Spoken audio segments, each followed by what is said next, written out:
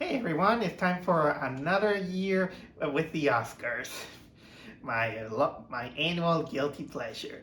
But before I go with my Oscar thoughts, there are a few things that I do want to address. First of all, I am a little bit getting a little, careful with my budget. So this is why I decided to skip this week movies.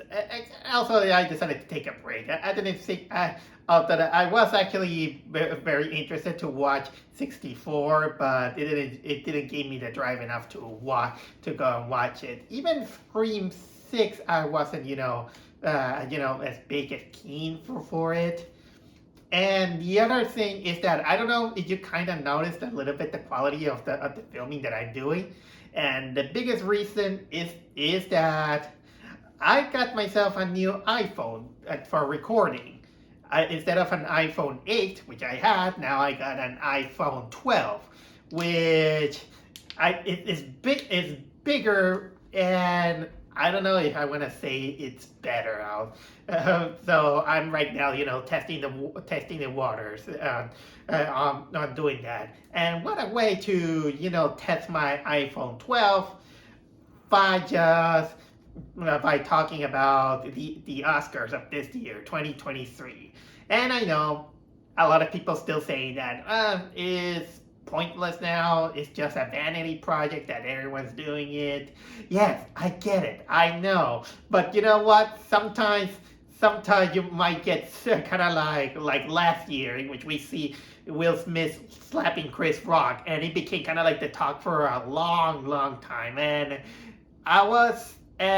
right on the get go, I will say that I was wanting to expect that something wild happening, but I will say that this year's Oscar was pretty vanilla. I would say pretty vanilla. There were some pretty predictable choices. Although there's a few surprises that got me, and I wouldn't say that this was kind of like the worst. At least they got a little bit more of a competent host, which is not of course Jimmy Kimmel, in which I will say that he wasn't a bad host, but I kind of wish that he went a little bit more wild in his comedy routine. I mean, I know that the three hostess were pretty awful last year. What was it? Amy Schumer, Viola Davis, and the other one that I don't remember what it is. But at least they gave us kind of like a way to talk, saying that, man, this was so bad. I'll say so. Looks like what a friend of mine told say it was right, that usually bad publicity is still good publicity in a way. So honestly, that's what they had, and they even say that they hire people in order to prevent something like last year happened. I mean, I can understand that you just want to feel as safe as possible because no one wants to, go on stage and then give them a big slap for a joke. Uh, and yes, Will Smith got what he deserved, and now he's banned from the Oscar for 10 years. Okay, 9 years now. And now it's been a year, so. And honestly, yeah, it was pretty. This year was pretty standard, and I'm gonna talk about some of the highlights and opinions about the winners and some of the things that they said. So, like usual, I made notes of all the things that I thought about it. And oh, just one thing is that while there is some ups and downs in this Oscar, there is one thing that was awful. I'll get to that, but there's one thing that it was kind of like the cringiest thing in the whole presentation, and I'll get to that when the time comes. So anyway, I read the notes, it's good, and here I am to tell you the notes of the Oscars that I did this year. Okay, I put that the host is Jimmy Kimmel. Oh yeah, and for some reason they decided to not use a red carpet, and so they used kind of like a white carpet. And personally, I I wasn't very keen for that because I think I can see why it's called the red carpet, because if they put it kind of like a white carpet, it looks shabby. I thought it was I thought the flooring looked very shabby instead of using red. I've been hearing it in the news even saying that, oh, we're gonna try something different, but they don't understand that there is a reason why some colors are selective. And red, in the case of the Oscars, it kind of became a little bit of a tradition that red technically represents elegant and it shows kind of like an elegant presentation. And when you put it kind of like another color, it doesn't work. So honestly, they made a big mistake of not using the red carpet. So okay, so we start out with a montage of movies and some of their makings. Although some of them I seen them on Facebook ads, and then we see Jimmy Kimmel insert himself into the Top Gun Maverick movie, and it kind of showcased kind of like a good start in which he just parachutes into the stage, and then he becomes telling the other jokes. Although unfortunately, I will say that he went a little bit too much in the safe route. I think Jimmy Kimmel should have done kind of like a little bit more roasting, and there are times that he tried. What did I wrote? He wrote Seth Rogen's weed addiction. He said Disney nominated 53 times, and I was thinking, gee, I wonder why. James Cameron was not there because I kind of snicker at the joke that he's saying that James Cameron isn't there because he can't stand to sit more than 2 hours. Yeah, because his Avatar movie is really, really long, I'll say. Although I do then again roll my eyes when he took the diversity card. That is for common people that likes movies. They're kind of sick and tired of those Hollywood people are always using the word diversity, representation, and all these things, and those words, they become really, really, really tiresome. So please Hollywood, if you listen to me, try to not use that word again, at least for a year or so, because it kind of makes you look like pretentious snobs. Or maybe you are, kind of like that. Oh yeah, and there are a few times that Jimmy Kimmel, he does acknowledge the slap, and he just kind of, I think he hammered that kind of joke kind of like 3 times or so, saying that, okay, we don't want a situation to happen like that. So then we got the first nomination, which honestly, this kind of shows why Hollywood, they kind of doesn't take animation seriously. So if we didn't take animation seriously, then who are we to expect? But either way, I did predict that the winner is none other than Guillermo del Toro's Pinocchio as Best Animated Movie. And well deserved. Really well deserved, because that movie took a long time to do. Guillermo del Toro was involved into it, and considering the other choices that there were, that one it was really, really well deserved. I even saw the movie for the second time with a family member, and that family member really loved it also. It was that movie really deserved the prize, and yeah, it won many awards, and considering animation, and it deservedly so. So, but I didn't see much of it because I ordered a pizza, and just when they were gonna talk about it, I was like, "Oh dear, the pizza is here!" So I had to go down and to get the pizza. Jeez. Then they showcased Avatar: Way of the Water as best picture, in which I'm not exactly kind of like a fan. Then we got Best Supporting Actor, and I was really surprised that the guy who won is Ki Hu Kwan. Sorry if I'm mispronouncing it. Ki Hu Kwan from Everything Everywhere All at Once. You know him. Many people know him when he was a child actor in The Goonies and Indiana Jones and the Temple of Doom. And funny thing, it was almost like in my mind, it was like he's probably laughing at people dissing him from Temple of Doom, saying that, oh my god, this kid is annoying in that movie or something like that. Oh, come on, it wasn't exactly that annoying. I still love the Temple of Doom. I think this is probably my favorite Indiana Jones movie, the Temple of Doom. And I know, the behind the scenes things and all these things, but it isn't that bad. I'll say it's still the best for me. The best Indiana Jones movie there is, but still, when the guy is gonna do his acceptance speech, it was it was actually heartbreaking to see the poor man cry in tears. Tears for the American dream, thanking his mother, his family, even to a guy that is Goonies for life, and it was very sweet, I'll say. And the guy deserved, I think he kind of deserved it. Well, next page.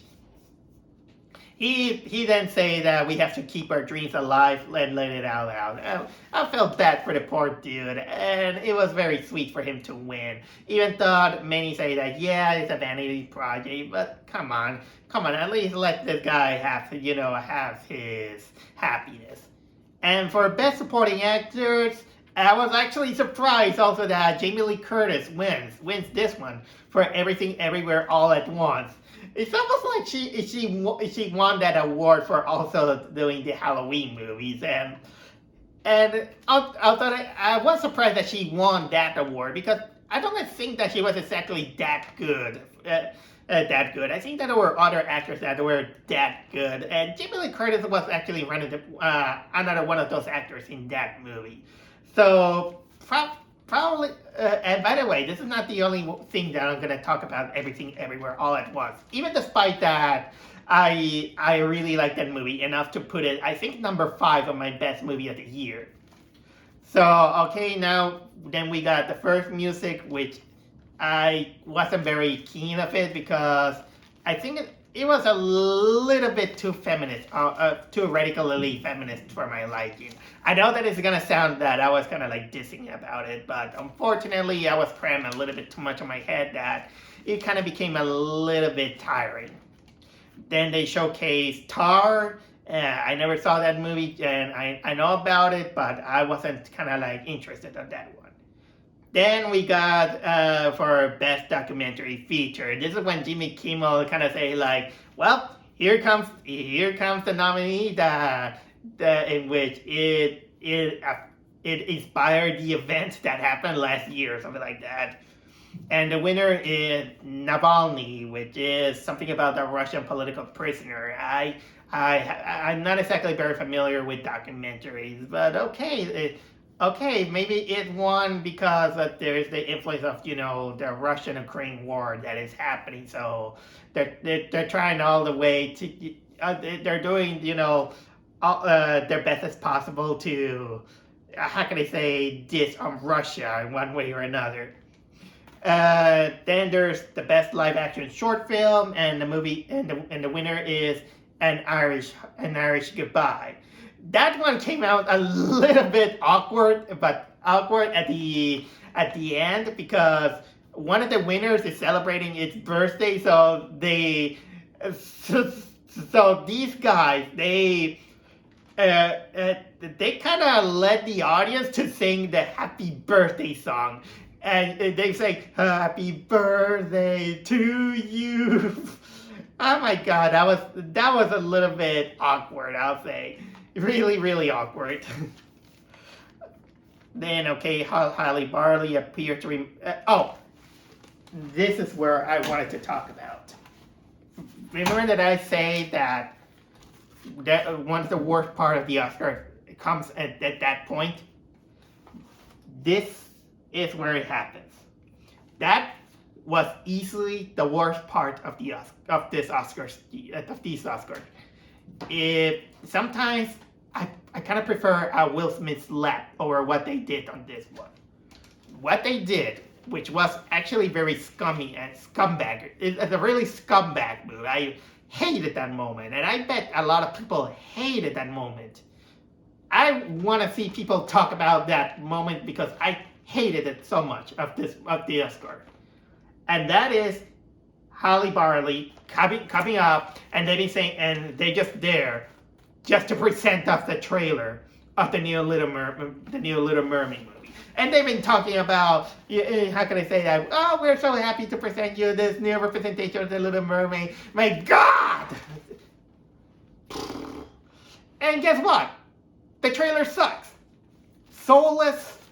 Don't give me any talk about the race card, because I'm not that kind of guy. And let's not bring it here, because this is not that kind of. I don't want to be that kind of channel that I go for it. The biggest reason I don't like it is because it's still trending on those awful unoriginal Disney movies that they just remaking all these things so they can put some social propaganda, and they can't make kind of like a new interpretation of the Little Mermaid. Why don't you make it at least a little bit more closer to the original source, or make it kind of like a different variation, just like Guillermo del Toro's Pinocchio, in which the Pinocchio story has been done a lot of times, but the Guillermo del Toro Pinocchio does a better job on making its fresh take, unlike Zemeckis Pinocchio. So don't bring us up saying that you're different just because you got an actress that is not red hair, just like the movie. You're still self-plagiarizing that. And to show it in the middle of the Oscar, kind of like a big publicity stunt, that was awful. That was an awful move in order to hammer us in to want to watch that movie. And considering that this trailer has a lot of dislikes, and there are bots trying to save the movie from those dislikes, that was cringy as hell. So this part was easily the worst part of the Oscars. But of course, when you hit rock bottom, there's no way to go up, because then I kind of forgot about that awful trailer, and here we go. Then they showcase the All Quiet on the Western Front movie. And I'll get to that. Because I do have a few opinions about that movie. I haven't seen it, just in case. Then we have Michael B. Jordan and Jonathan Baker, in which showcases the best cinematography. And that the winner is All Quiet on the Western Front. This one, okay, I'm gonna talk about it a little bit. This one, it got showcased to me on Facebook ads, and well, I wasn't exactly kind of like big on those movies. I was like, that movie doesn't look too bad. I feel curious. Now I'm getting curious to watch this movie. Maybe if I give myself some time, maybe I'll watch it. And then this guy named Donnie Jing, I think that's what he was called, he presented the song "This Is the Life from Everything Everywhere All at Once."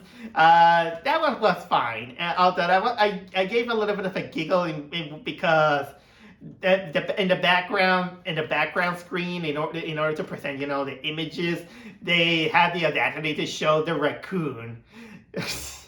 For those who doesn't know, is that Everything Everywhere All at Once, they kind of make an illusion that there is this Ratatouille character, but instead of a rat, it's a raccoon. that was actually one of the biggest highlights of that movie. So trust me, Everything Everywhere All at Once is technically kind of like a funny, weird movie. Then they showcase women talking, and then a woman named Connerly and Samuel Jackson. They present for best makeup and hairstyling, and the winner is, of course, The Whale. Many people told me about this movie. I haven't watched it, and I don't think that I was interested enough because I'm not a sucker for tear-jerking dramas. Yeah, call me a little bit of an insensitive guy, but this is it's one of those few movies that I really need someone to be with me when watching it. Okay, then Margot Robbie and Morgan Freeman appears, and they present the Warner Brothers 100th anniversary montage, which it was all fun and dandy, but then it was ruined in the last shot. The last shot of that montage is by showcasing Ezra Miller. And you know that at this point, we are all very angry that Warner Brothers is defending an alleged criminal, which is none other than Ezra Miller. And still they want to make him the most important person in the world because we are gonna see that Flash movie, and the only thing that they got in order to make the movie kind of like memorable is Michael Keaton returning as Batman. Okay, that I gave my thoughts about it.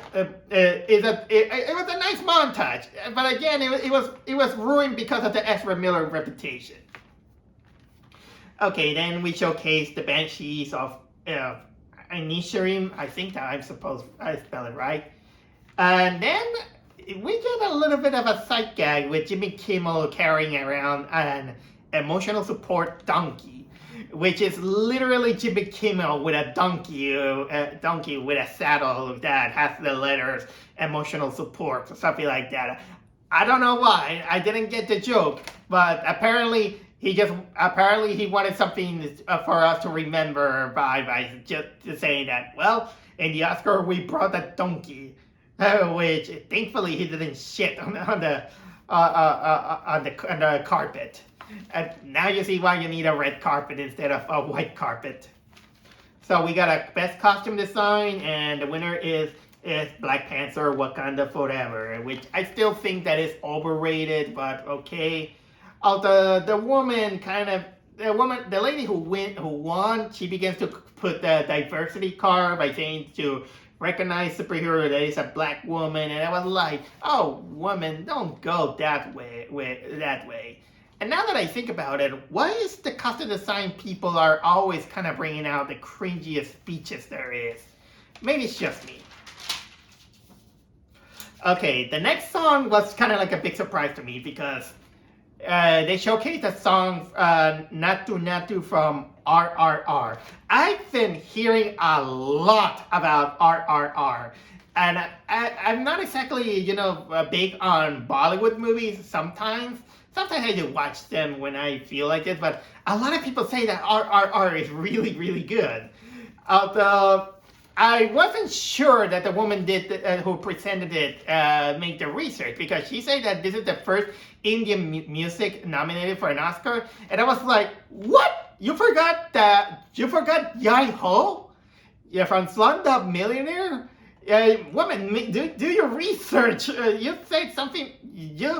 It's not the first time that India was nominated for an Oscar, let alone original music. But I will say this: the choreography on that show was awesome. And then I began to watch on YouTube the song, and my God, that choreography was excellent. So you know what? If I get some free time for myself, I'll check RRR. Many people told me that it's really good. Okay, then we got Jimmy Kimmel with a huge mic. He jokes about the daylight savings, and then we got another promotion from the Academy Museum of Motion Pictures. It really looks like a nice place to go if you are a cinephile. So yeah, this is my thoughts. Then Salma Hayek and Antonio Banderas goes, and he presents Best International Feature Film. And the winner is All Quiet from the Western Front from Germany. And again, that's not kind of fair, because obviously you're going to give it the award to that one, considering that it's also nominated for Best Picture. So what is the point of having that award if you're going to still put it on Best Picture? It feels pretty obvious, and it kind of destroys the suspense. This is why I think that they have to be a little bit more organized and a little bit more selective on the nominations, so it wouldn't feel so obvious. So then they got a showcase of The Fabelmans, which is a Steven Spielberg fictional autobiography, from what I heard. Then Jimmy Kimmel pushes the slap again. I put there, and then we got Pedro Pascal and another woman who I forgot the name. And they present Best Documentary Short Film, which the winner is The Elephant Whisperers. It's self-explanatory, but I swear to God that I don't know if I am crazy, but correct me if I'm wrong. I think that there was a trollish moment on this one, in which, for some reason, while the lady is giving the speech, one Joker who was behind her, he raises his two fingers, and it kind of makes her look like he had the cattle horns like this, and I was like, dude, not cool. But you know what? It went so fast that I think I might have imagined myself, but I gotta see it again if this was true. Did he do it on purpose, or it was unintentional? Either way, it kind of looked like he was giving her the devil horns, and I was like, dude. Okay, so then we got that animated short film, and the winner is The Boy, the Mole, the Fox, and the Horse. Look cute. It looks cute. I might check it out if I get the chance. Then they got the song from Top Gun Maverick, and they gave it a memorial to Tony Scott.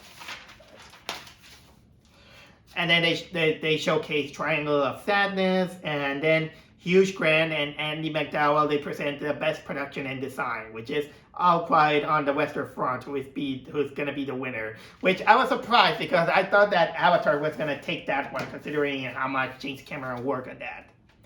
And then John Cho and Mindy Kaling presents Best Original Score, and the winner is All Quiet on the Western Front.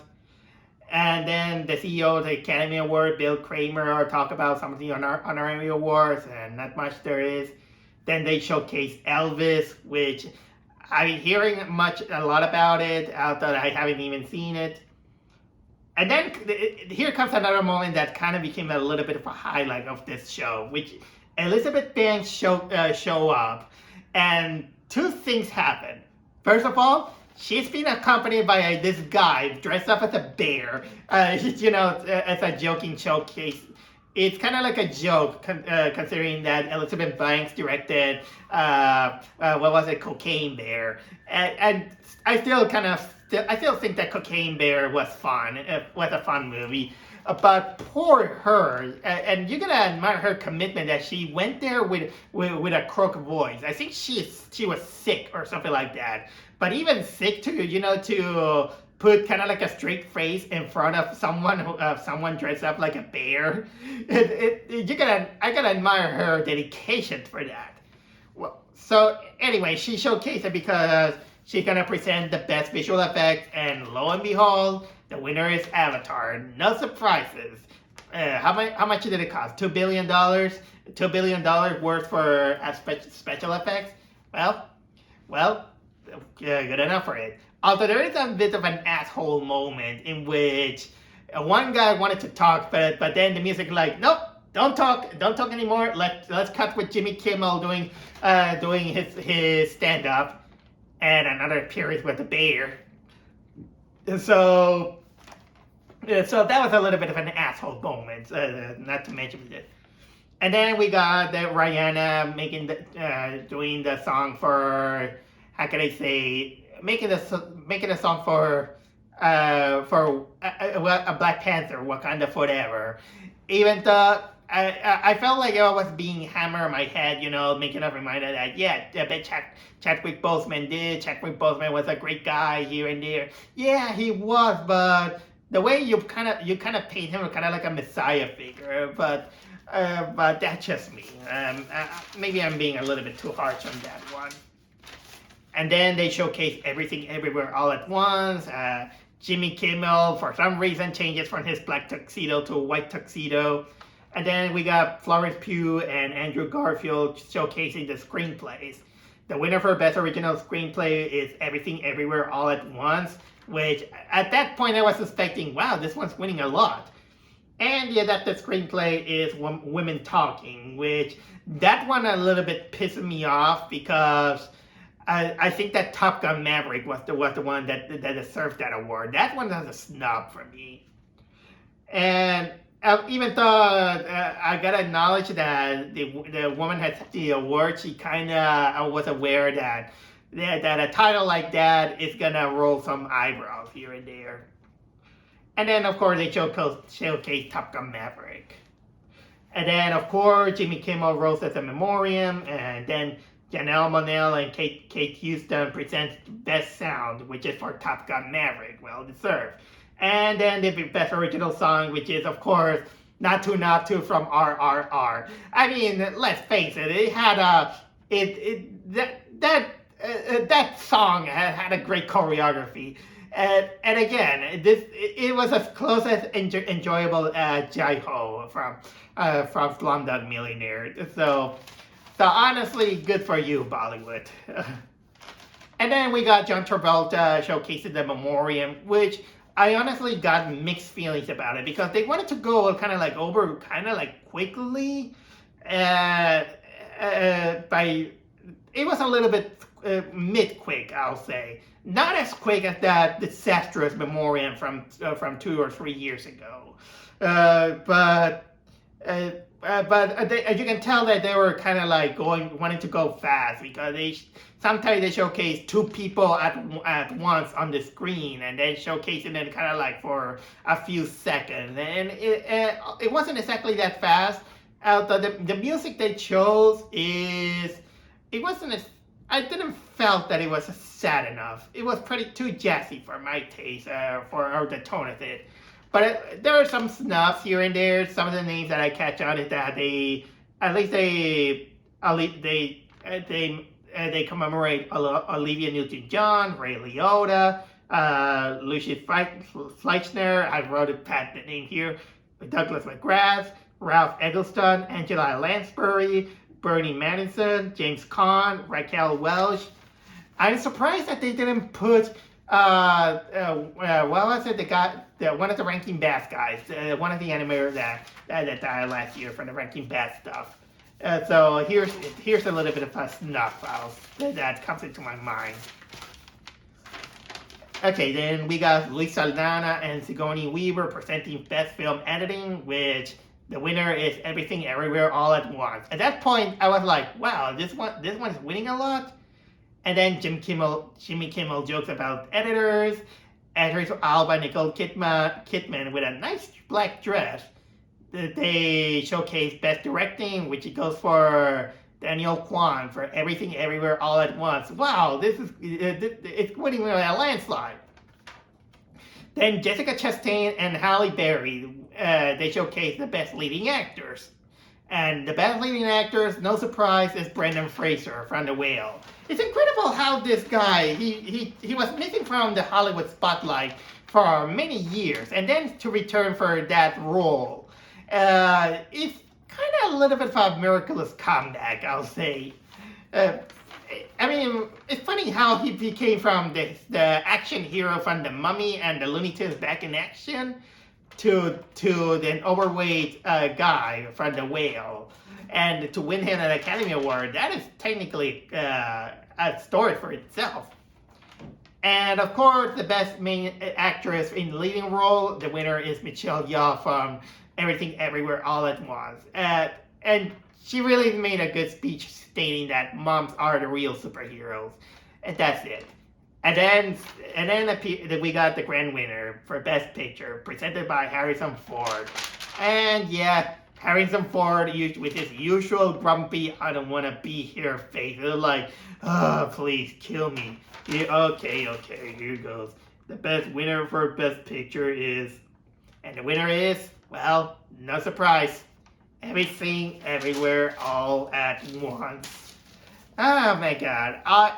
Personally, I thought that Top Gun Maverick should have been the better movie. I like Top Gun Maverick much better than Everything Everywhere All at Once. But maybe there was something in it about it. I'm not stating to roast Everything Everywhere All at Once, because at the end of the day, that was actually a good movie. It was pretty good, but I didn't think that it was gonna win, Best Picture into it. I mean, look when I did my Best of the Year and Everything Everywhere All at Once. I think it was number 5 of Best, and when I had much more fun with Top Gun Maverick, which kind of a little bit showcases that probably the Academy Award has kind of like different standards of taste and what to consider is the best. And yeah, Everything Everywhere All at Once.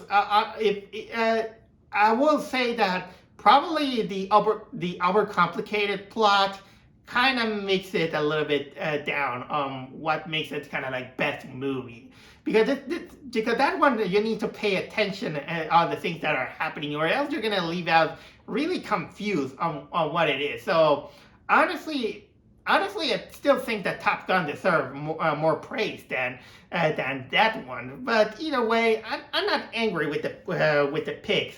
It's a little bit one-sided, I will say, with Everything Everywhere All at Once. But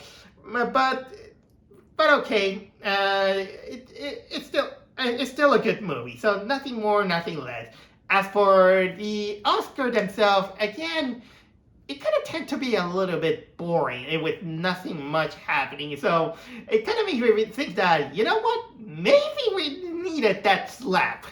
Maybe that slap needed a little bit more of the up situation of this, because like it or not, it made people talking. It led a lot of people talking, but this one, I don't think we're going to talk much about it. Except maybe Jimmy Kimmel bringing a donkey, or Elizabeth Bank with her croak voice next to a guy in a bear costume.